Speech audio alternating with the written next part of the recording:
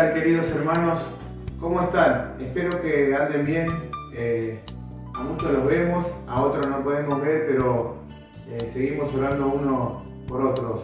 Y en este nuevo mes tenemos un día, una oportunidad más de vida que tenemos de poder estar reunidos por este medio para poder dar lugar a los diferentes temas que se están tocando.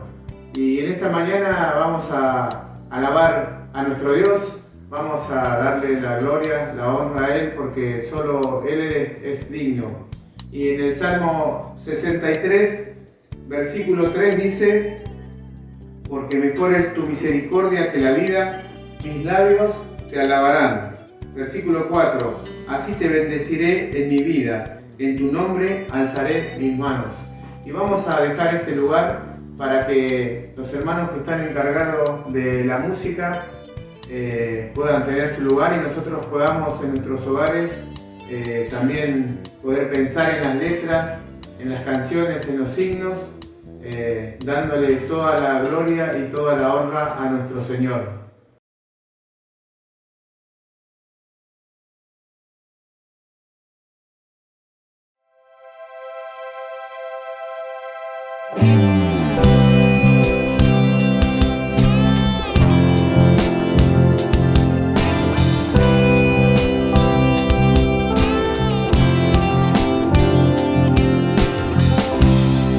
No existen más motivos, Señor.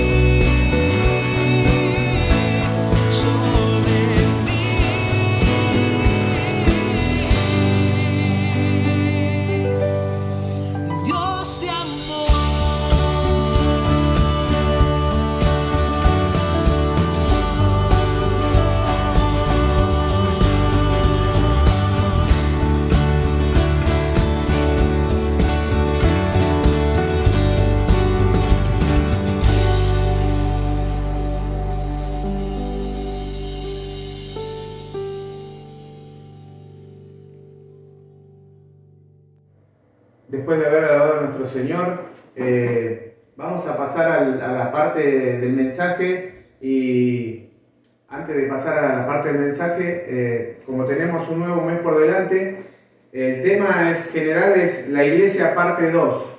Y los domingos el tema es la responsabilidad de los cristianos, los temas que estaremos tocando los domingos.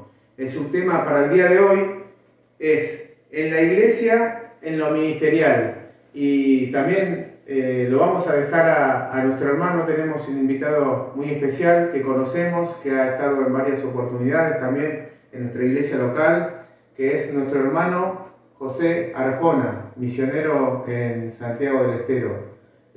Así que antes de pasar a la parte del mensaje, vamos a tener una palabra de oración. Oramos. Bendito Padre Celestial, agradecidos estamos una vez más porque podemos estar a través de este medio reunidos, escuchando tu palabra, Señor, y queremos agradecerte porque es una oportunidad y un privilegio que podamos tener este medio. También tenemos el medio de estar participando domingo en la Cena del Señor, cuando nos toca. Pero, Señor, lo cierto es que es un gozo y una gratitud para nosotros poder estar en tu casa, Señor. Gracias te damos y en este mediodía, en esta mañana, y queremos dejar en tus manos al hermano que tiene tu palabra. Tu palabra, Señor, toca nuestros corazones.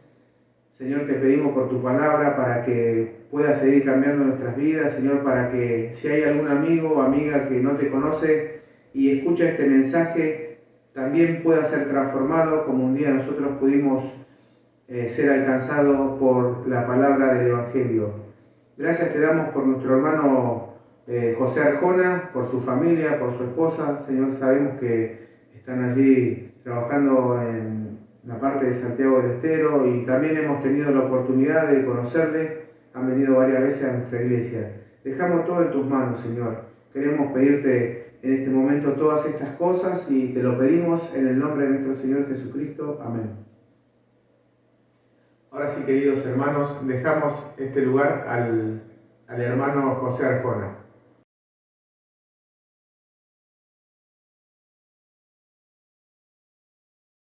Un gusto, queridos hermanos, poder estar con ustedes compartiendo esta temática con respecto a las responsabilidades del cristiano en la iglesia.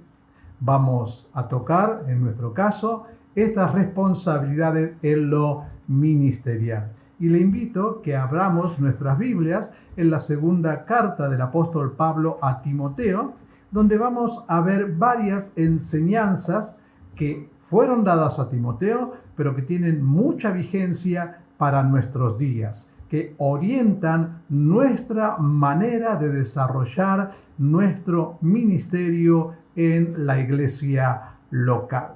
Que más que con un desarrollo, no vamos a hablar de los dones que son muy necesarios, son muy importantes, son imprescindibles para trabajar para el Señor y en su obra. Esos dones que encontramos en Romanos capítulo 12, que encontramos en Primera de Corintios, desde el capítulo 12 hasta el capítulo 14, donde vemos en Efesios capítulo 4 y también algo en Primera de Pedro capítulo 4 acerca de esta gran variedad de dones que el Espíritu Santo ha dado a todo aquel que ha creído y ha recibido al Señor Jesucristo. Pero dijimos, vamos a la Biblia, vamos a 2 de Timoteo, vamos a encontrar allí la última carta que el apóstol Pablo, que tenemos registrada bíblicamente, que el apóstol Pablo escribió y su destinatario fue este amado hijo espiritual Timoteo. Dice, 2 de Timoteo, capítulo número 1 hasta el versículo número 7, encontramos quién es, como ya sabemos, por supuesto, quién es el escritor. Pablo. ¿Quién es Pablo? Pablo, apóstol de Jesucristo, un hombre que había sido perseguidor de la iglesia, pero que ahora estaba teniendo dos funciones. Después vamos a encontrar que tiene tres. Pero podríamos decir, para aclarar estos tiempos, el concepto apóstol. Pablo tenía el oficio de apóstol dado directamente por el Señor, cosa necesaria, indispensable para ser un apóstol en los tiempos bíblicos. Esos apóstoles en los cuales Dios y por medio de los cuales Dios nos ha dado el fundamento doctrinal para la iglesia. Pero también, como hablamos de los dones, está el don de apóstol. No tiene nada que ver con el oficio, son dos cosas diferentes. Sabemos que el oficio de apóstol ya no existe. Con la muerte del apóstol Juan se terminó esa clase de apóstol, se terminó el oficio de apóstol, se terminó aquellos que nos daban la doctrina y el fundamento para que la iglesia del Señor se maneje en santidad y en verdad. Pero está el don de apóstol. Apóstol significa enviado. Y nosotros, todos nosotros, hombres y mujeres, somos enviados a ser testigos del Señor Jesucristo hasta lo último de la tierra y hasta el tiempo en que el Señor venga a buscar a su iglesia. Entonces, dicho esto, como aclaración, segunda a Timoteo capítulo 1, seguimos avanzando y nos dice que él fue apóstol por la voluntad de Dios, este designio maravilloso de Dios, según la promesa de la vida que es en Cristo Jesús.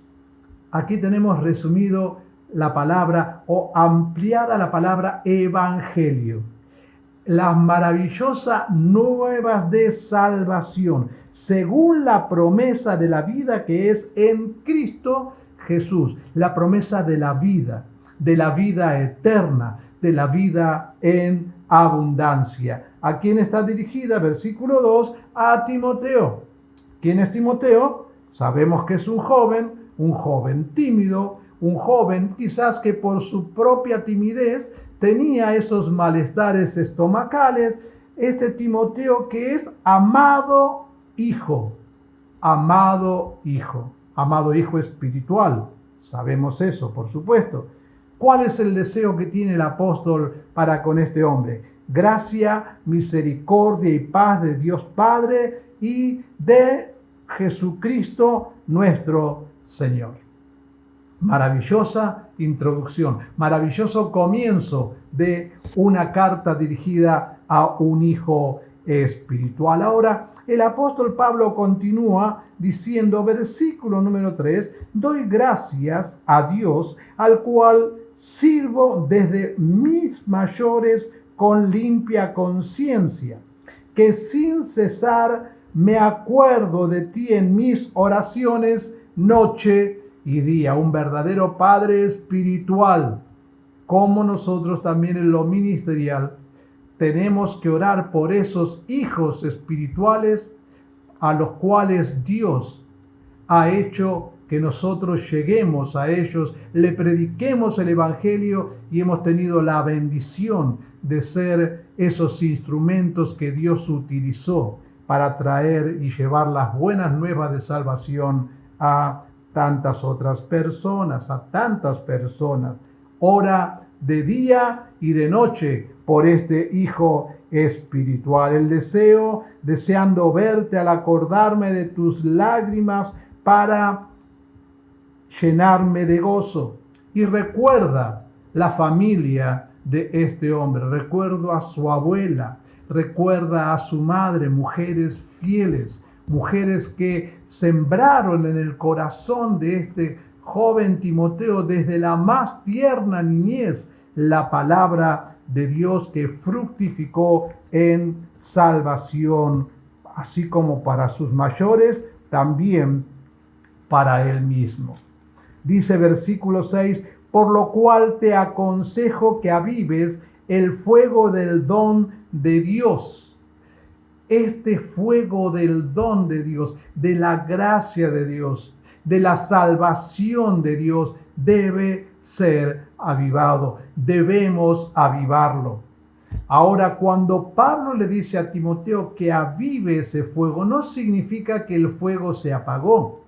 No significa que apenas están quedando unas brasitas encendidas y que es necesario darles aliento, darles viento para que puedan nuevamente encenderse. Le está queriendo decir que mantenga la llama encendida, que mantenga el fuego encendido, que no haya nada que haga que ese fuego comience a disminuir su calor y su fuerza, que viva en comunión con su Señor, que viva en santidad, en fidelidad con su Señor. Esa es la manera de avivar el fuego del don de Dios en nuestras vidas, para poder desempeñar el ministerio que hemos recibido en el Señor por el don del Espíritu Santo que nos ha sido concedido para edificación mutua del cuerpo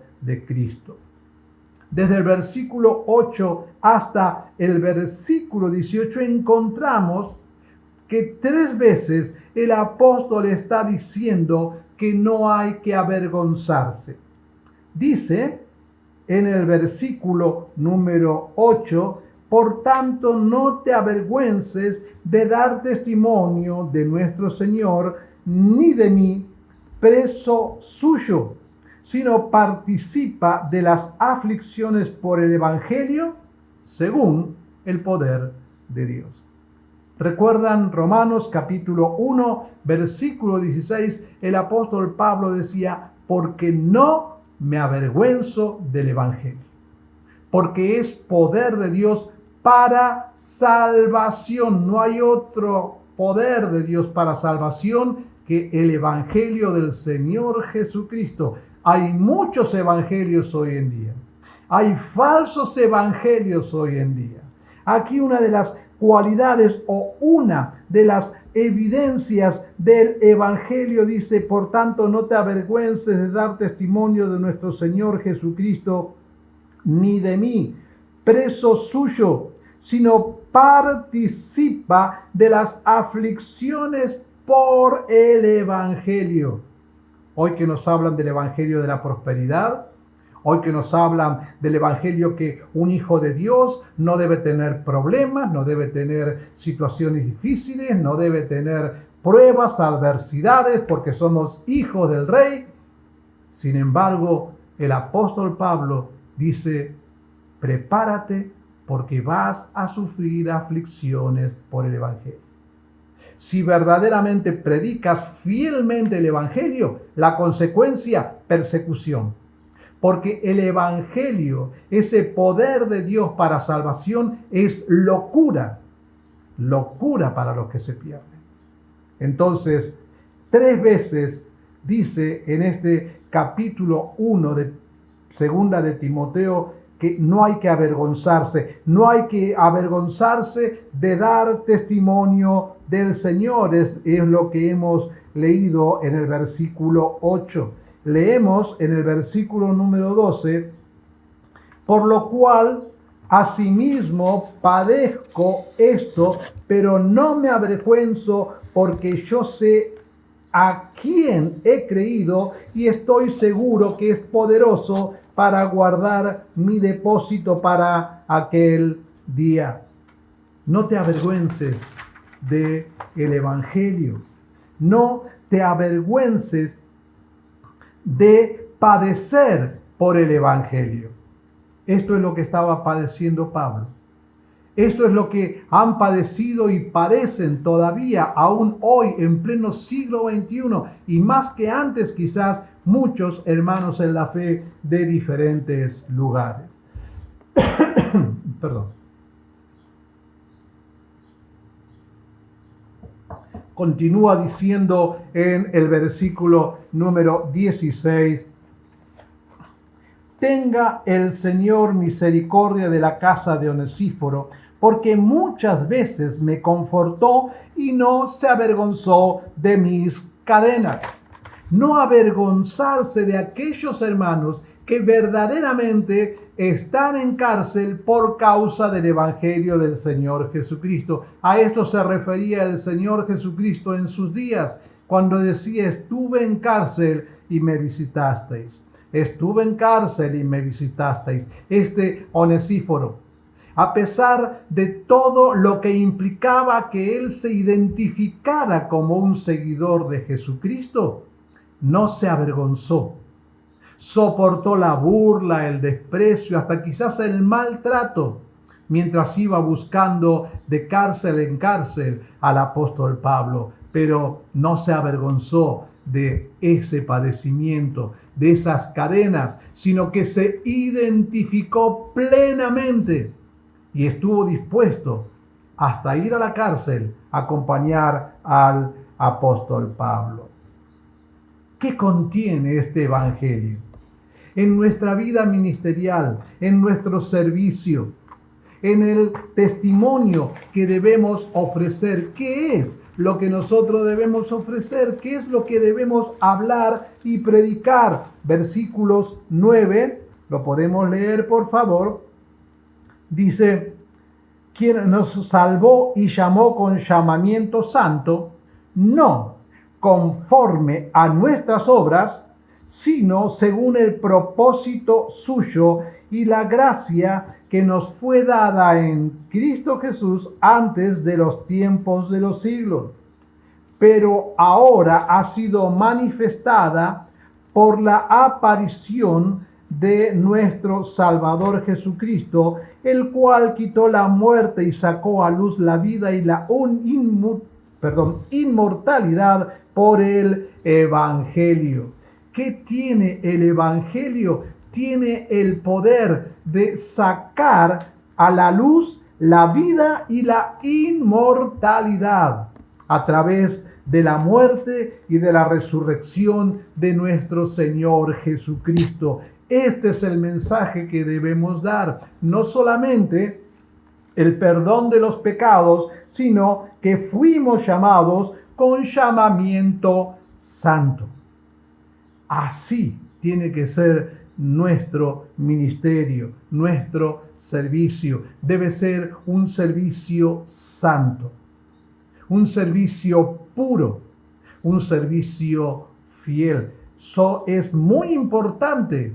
Es imprescindible tener el don, pero hay que avivar el fuego de ese don en fidelidad, en santidad, en obediencia a nuestro Señor y Salvador Jesucristo.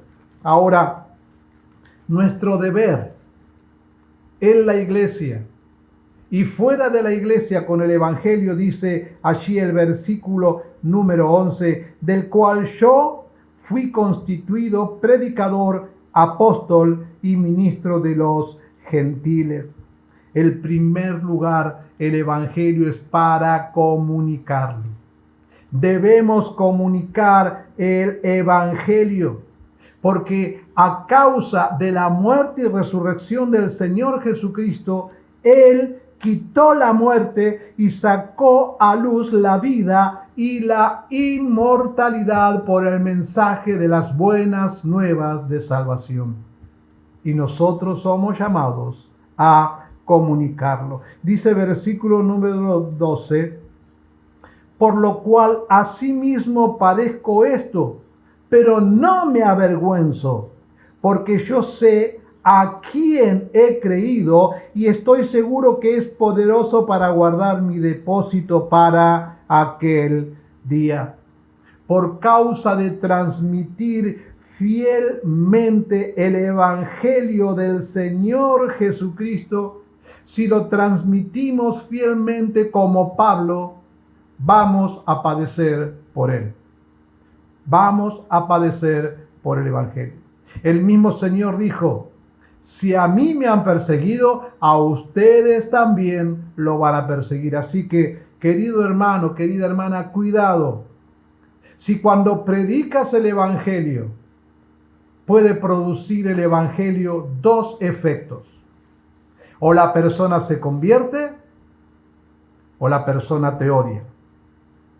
Si la persona ni se convierte ni te odia y te dice, qué lindo que has hablado, revisa tu mensaje.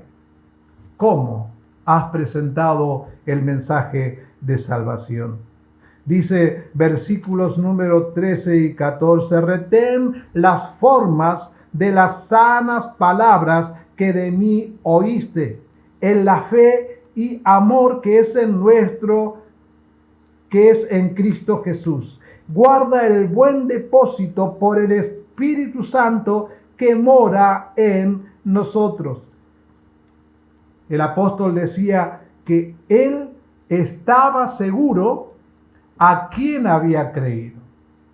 Y estaba tan seguro en su Señor que él sabía que ese Señor que murió y resucitó por él era poderoso para guardar ese depósito.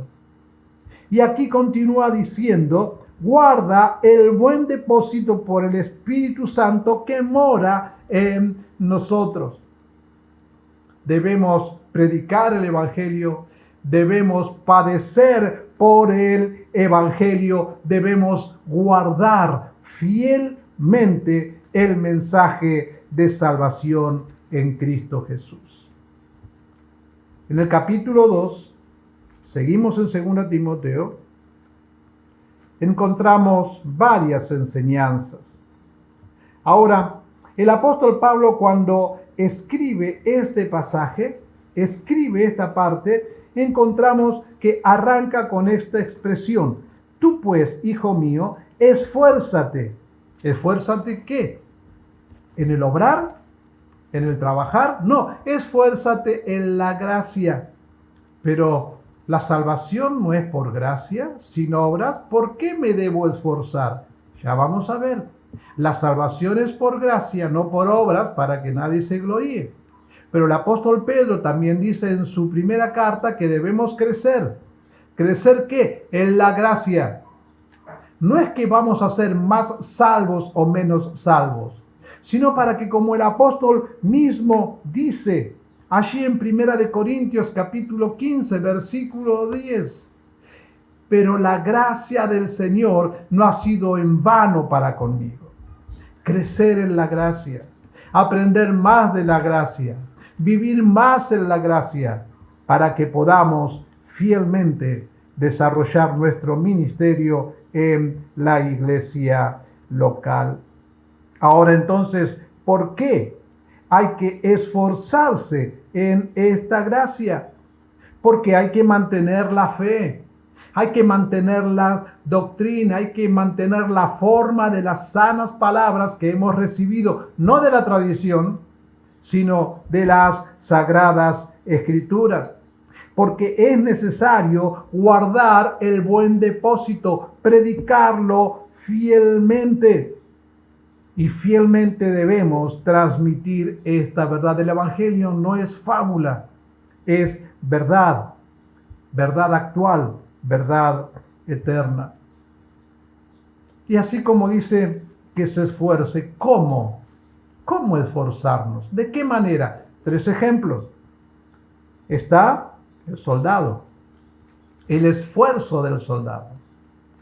El soldado que aprende a ser un buen soldado, no rodeado de lujo, no cómodamente instalado en una casa, sino sufriendo, padeciendo, aprendiendo a través de estas causas. En una carpa, soportando el viento, el frío, el calor, el agua. En una trinchera, en esas marchas forzadas que van disciplinando nuestros cuerpos, pero que nos ayudan y fortalecen para poder enfrentar las luchas que están por venir. Dice versículo número 4, ninguno que milita se enreda en los negocios de la vida a fin de agradar a aquel que lo tomó por soldado. Aquel, dice, ninguno que milita se enreda en los negocios de la vida a fin de agradar a aquel que lo tomó por soldado. cuidado con los enriedos. No está diciendo que no hagas nada, que solamente tu vida esté ligada a la congregación y que solamente vivas en la congregación, sino que vivas cotidianamente tu vida, pero cuidado, que no haya ninguna cosa que enriede tu andar. En segundo lugar, tenemos la disciplina del atleta.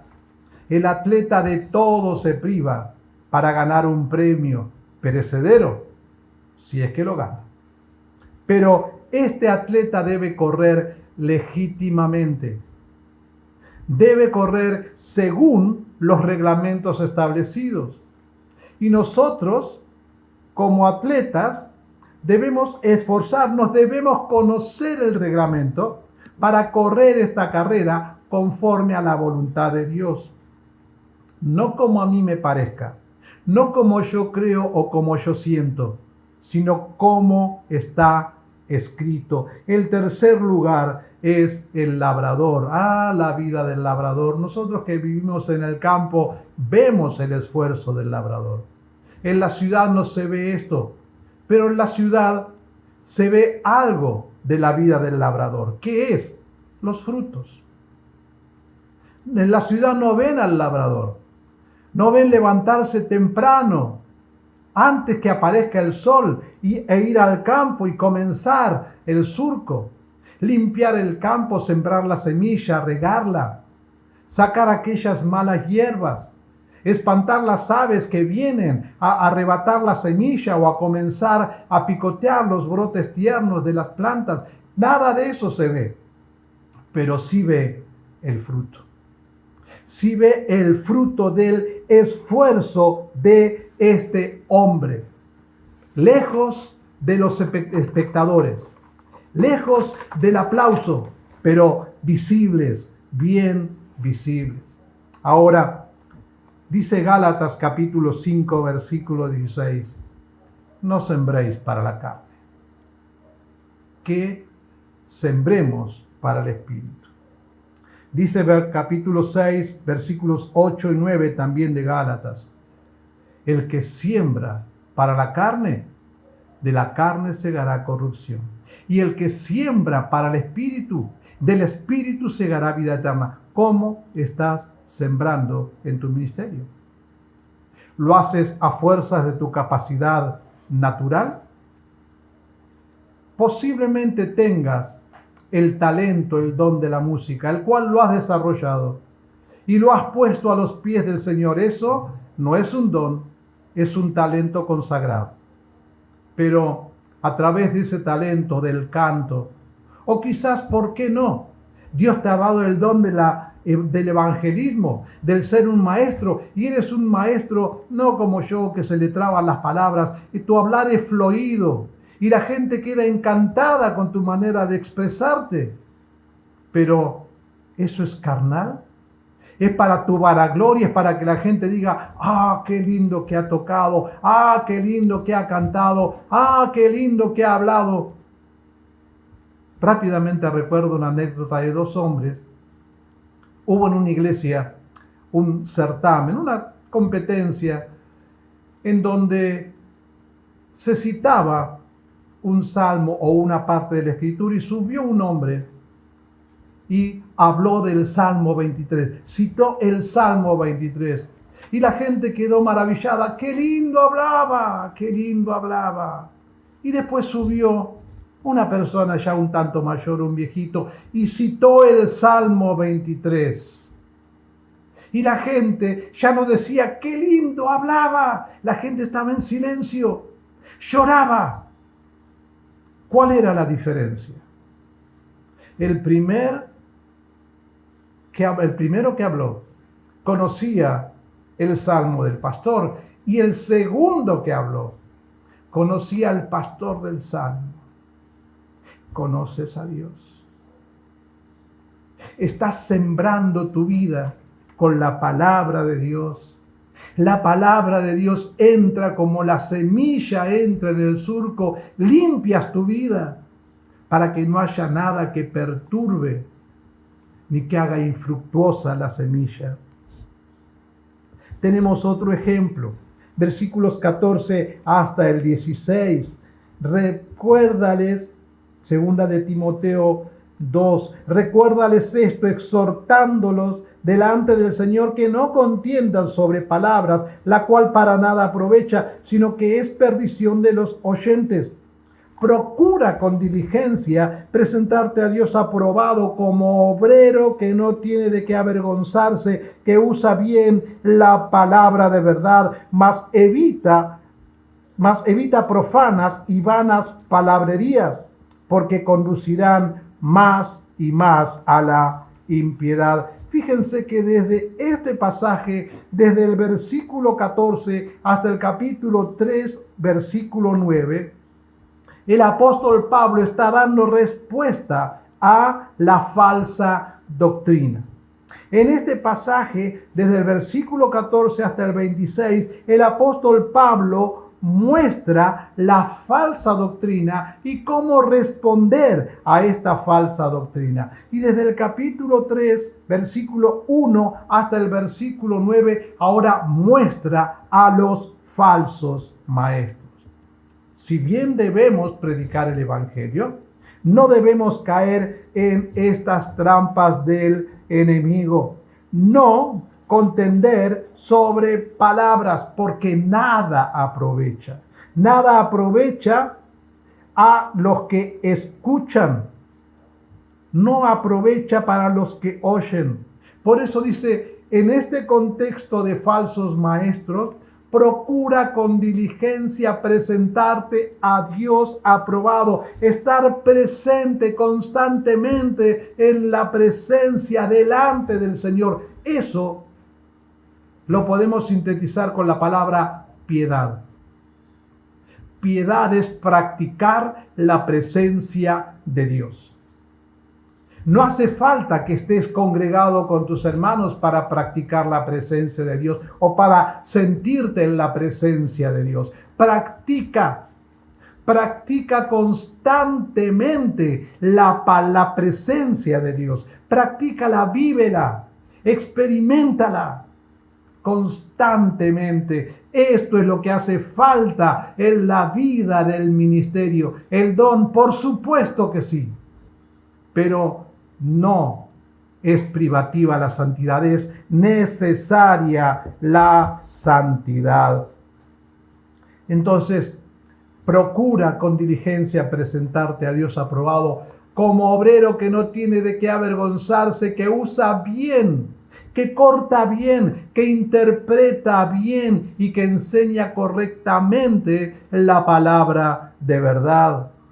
Estar capacitado para enfrentar a estos falsos maestros.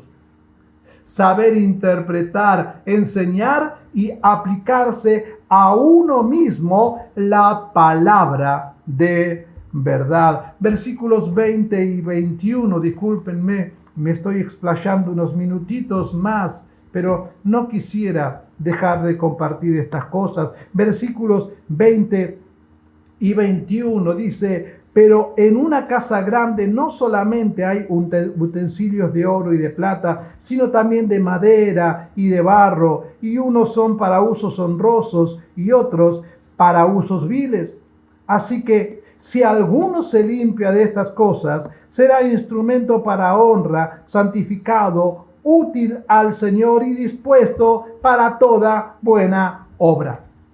No es que un instrumento por ser de oro, o una vasija por ser de oro, de plata, de cristal, es más importante que una vasija de barro o de otra calidad, sino cómo es utilizada.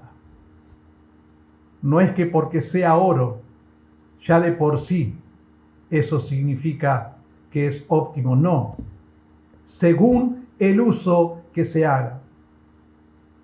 Si eres una persona santa, si eres una persona fiel, no importa que seas humilde, no importa que seas sencillo, serás, como aquí dice, si te limpias de estas cosas, de la iniquidad, del pecado, de la corrupción, si te limpias de estas cosas, serás un instrumento para honra, santificado, apartado y útil al Señor, y dispuesto para toda buena obra. Dice el versículo 3, ya estamos terminando, por favor. También debes saber esto, que en los postreros días vendrán tiempos peligrosos, porque habrá hombres amadores de sí mismos. ¿Cómo se pinta nuestra época actual desde hace varios tiempos esto?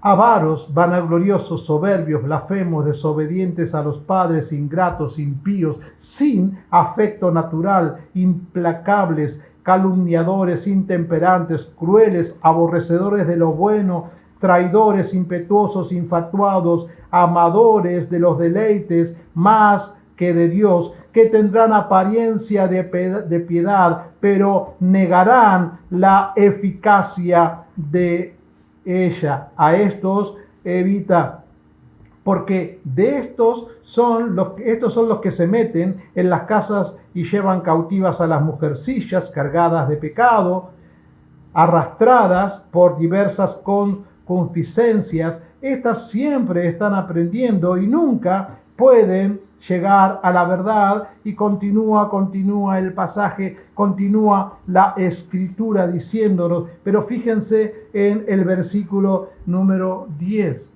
A pesar de este cuadro de iniquidad, a pesar de estas 19 características nefastas de los hombres de los tiempos postreros, de nuestros tiempos, de hoy, ahora, dice versículo 10, pero tú has seguido mi doctrina, has seguido mi conducta, propósito, fe, longanimidad, amor, paciencia, persecuciones, padecimientos como los que me sobrevinieron en Antioquía, en Iconio, en Listra, persecuciones que he sufrido, y de todas me ha librado el Señor. Versículo 12, y también todos los que quieran vivir piadosamente en Cristo Jesús padecerán persecución.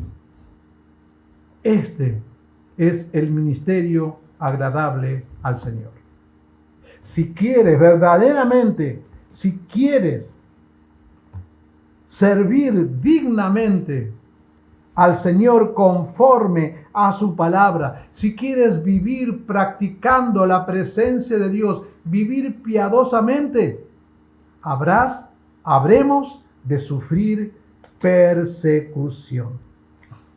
Por eso, y para terminar este pasaje tan maravilloso del versículo 16, toda la Escritura es inspirada por Dios y útil para enseñar, para redarguir, para corregir, para instruir en justicia, a fin de que el hombre de Dios sea perfecto, enteramente preparado para toda buena obra.